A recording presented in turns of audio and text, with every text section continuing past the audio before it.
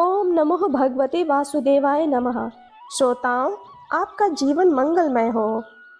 श्रोताओं, आज आप श्रवण करेंगे गुरुवार व्रत की कथा। बृहस्पतिवार का दिन भगवान विष्णु को समर्पित है। कहते हैं कि जो व्यक्ति हर गुरुवार भगवान विष्णु की पूजा करता है और गुरुवार की कथा सुनता है, गुरु बृहस्पति की और भगवान विष्णु की कृपा से उनकी सभी परेशानियां दूर हो जाती हैं। लेकिन गुरुवार की व्रत की कथा और पूजा के कुछ नियम हैं जिनका बड़ी ही सावधानी से पालन करना चाहिए। आइए जानते हैं गुरुवार की व्रत कथा और व्रत से जुड़े नियम।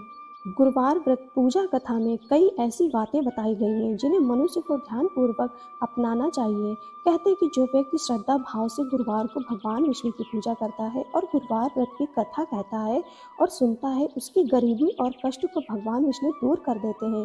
जीवन में सुख समृद्धि के लिए गुरुवार के दिन आप भी इस गुरुवार व्रत कथा को सुने या पढ़ें।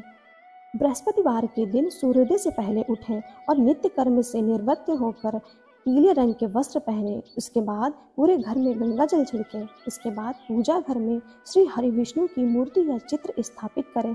फिर पीले रंग के गंध पुष्प और अक्षत चढ़ाएं। इसके बाद चना, गुड़ और मुनक्का चढ़ाकर विधि विधान से पूजन विधि शुरू करें। इसके बाद मंत्रों का जाप करें। इसके बाद व्रत की कथा पढ़ें। कथा पढ़ने के बाद केले के पेड़ में जल चढ़ाएं। मंत्रोच्चार के बाद बृहस्पतिवार व्रत की कथा पढ़ें।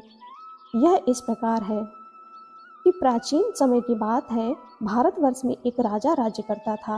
वह बड़ा प्रतापी और दानी था। वह नित्य गरीबों और ब्राह्मणों की सेवा सहायता करता था। प्रतिदिन मंदिर में भगवान दर्शन करने जाता था, लेकिन यह बात उसकी रानी को अच्छी नहीं लगती थी। वह ना ही पूजन करती थी और ना ही दान करने में उसका मन लगता था।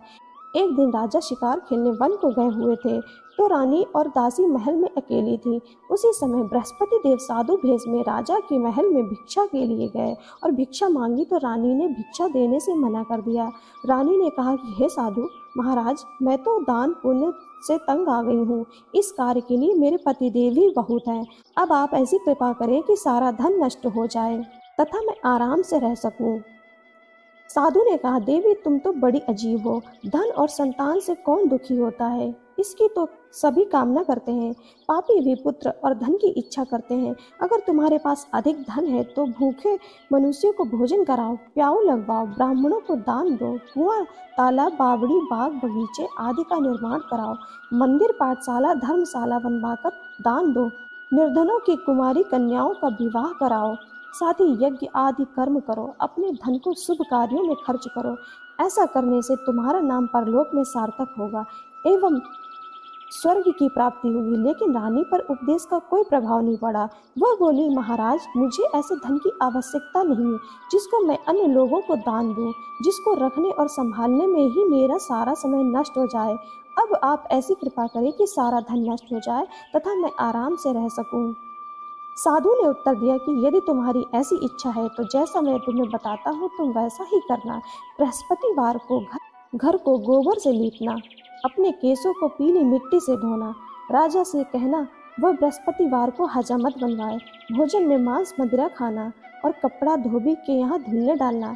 ऐसा करने से 7 बृहस्पतिवार में ही आपका सारा धन नष्ट हो जाएगा। इतना कहकर वह साधु महाराज वहां से अंतर ध्यान हो गए।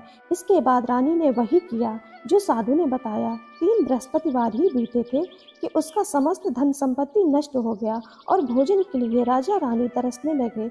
तब एक दिन राजा ने रानी से कहा कि तुम यहाँ पर रहो, मैं दूसरे देश में चाकरी के लिए चला जाऊँ, क्योंकि यहाँ पर उसे सभी मनुष्य जानते हैं, इसलिए कोई कार्य नहीं कर सकता। देश चोरी परदेश भीख बराबर है। ऐसा कहकर राजा परदेश चला गया। वहाँ पर जंगल को जाता और लकड़ी काट कर लाता और शहर में बेचता। इस तरह जीवन व्यतीत करने लगा। इधर राजा के बिना रानी और दासी दुखी रहने लगी। किसी दिन भोजन मिलता और किसी दिन जल पीकर ही रह जाती। एक समय जब रानी और दासियों को 7 दिन बिना भोजन के रहना पड़ा, तो रानी ने अपनी दासी से कहा, हे दासी, पास ही के नगर में मेरी बहन रहती है, वो बड़ी धनी है, तो उसके पास जा और 5 सेर बेझर मांग कर ले आ, ताकि कुछ समय के लिए थोड़ा बहुत गुजर बसर हो जाए। दासी रानी की बहन के पास गई। उस दिन बृहस्पतिवार था। रानी की बहन उस समय बृहस्पतिवार की कथा सुन रही थी। दासी ने रानी की बहन को अपनी रानी का संदेश दिया, लेकिन रानी की बहन ने कोई उत्तर नहीं दिया।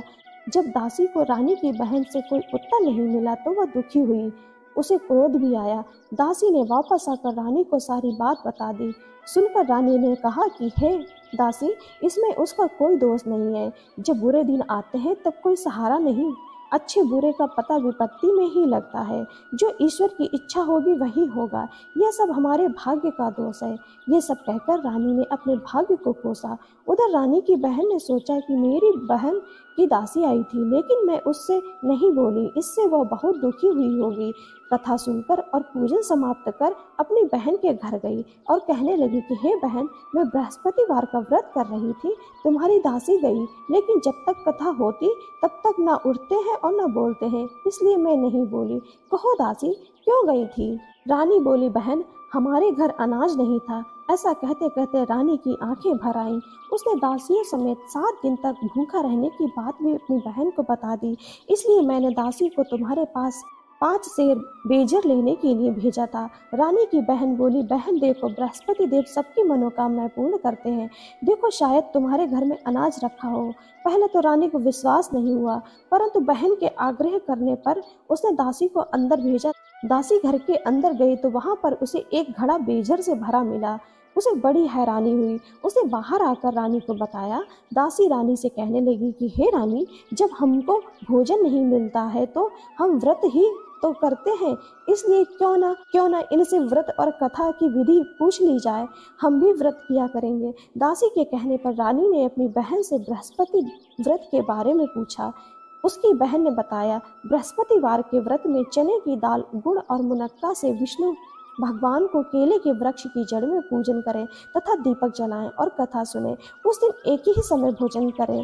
भोजन में पीले खाद्य पदार्थ का सेवन करें, इससे गुरु भगवान अवश्य प्रसन्न होते हैं। अन्न पुत्र और धन वरदान देते हैं, साथ ही सभी मनोकामनाएं पूर्ण करते हैं। व्रत और पूजन की विधि बताकर रानी की बहन अपने घर लौट आई। रानी और दासी दोनों ने निश्चय किया कि बृहस्पति देव भगवान का पूजन जरूर करेंगे। 7 रोज बाद जब बृहस्पतिवार आया तो उन्होंने व्रत रखा। घुड़साल में जाकर चना और गुड़ बीन लाई और तथा उसकी दाल से केले की जड़ तथा विष्णु भगवान का पूजन किया। अब पीला भोजन कहाँ से आए? दोनों बड़ी दुखी हुई, परंतु उन्होंने व्रत किया था, इसलिए बृहस्पति देव भगवान प्रसन्न थे।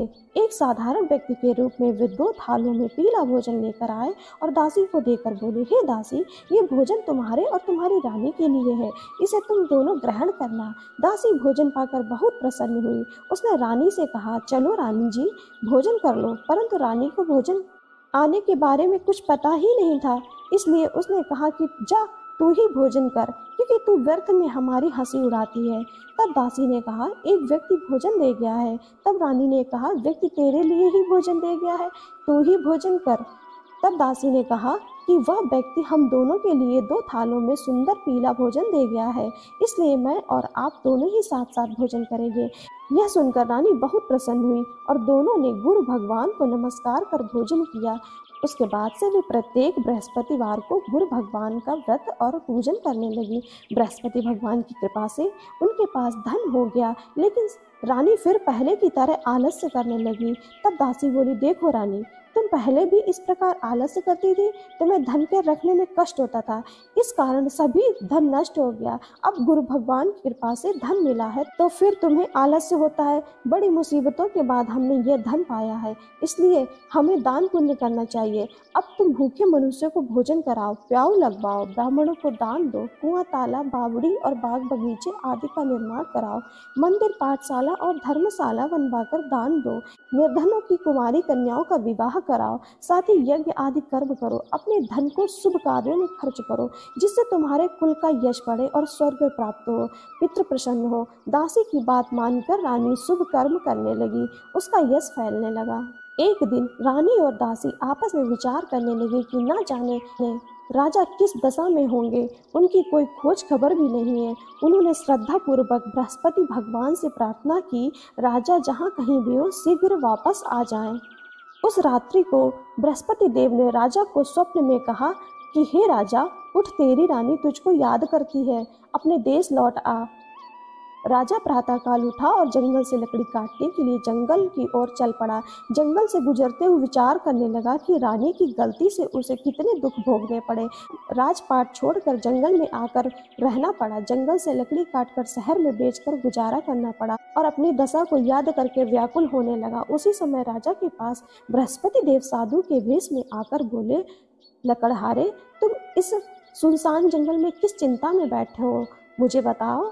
यह सुन राजा के नेत्रों में जल भर आया। साधु की वंदना कर राजा ने अपनी संपूर्ण कहानी सुना दी। महात्मा दयालु होते हैं। वे राजा से बोले, हे राजा, तुम्हारी पत्नी ने बृहस्पति देव के प्रति अपराध किया था, जिसके कारण तुम्हारी यह दशा हुई। अब तुम चिंता मत करो, भगवान तुम्हें पहले से अधिक धन देंगे। देखो, तुम्हारी पत्नी ने बृहस्पतिवार का व्रत शुरू कर दिया है। अब तुम भी बृहस्पतिवार के व्रत में चने की गुड़ दाल और मुनक्का से भगवान विष्णु का केले के वृक्ष की जड़ में पूजन करो तथा दीपक जलाकर कथा सुनो। उस दिन एक ही समय भोजन करना, लेकिन भोजन में पीले खाद्य पदार्थ का सेवन जरूर करना। भगवान तुम्हारी सब मनोकामनाओं को पूर्ण करेंगे। साधु की बात सुनकर राजा बोला, हे प्रभु, लकड़ी बेचकर तो इतना पैसा भी नहीं बचता जिससे भोजन के उपरांत कुछ बचा सकूं। मैंने रात्रि में अपनी रानी को व्याकुल देखा था। मेरे पास कोई साधन नहीं है जिससे उसका समाचार जान सकूं। फिर मैं कौन सी कहानी कहूं, यह भी मुझको मालूम नहीं है। साधु ने कहा, हे राजा, मन में बृहस्पति भगवान के पूजन व्रत का निश्चय करो। वे स्वयं तुम्हारे लिए कोई राह बना देंगे। बृहस्पतिवार के दिन तुम रोजाना की तरह लकड़ियां लेकर शहर में जाना। तुम्हें रोज से 2 गुना धन मिलेगा, जिससे तुम भली भांति भोजन कर लोगे तथा बृहस्पति देव की पूजा का सामान भी आ जाएगा। राजा ने ऐसा ही किया और उसको मनोवांछित फल की प्राप्ति हो गई। इस प्रकार जो भी यह कथा पढ़ता या सुनता है, उसके सभी मनोरथ पूरे होते हैं। जय हो बृहस्पति देव की।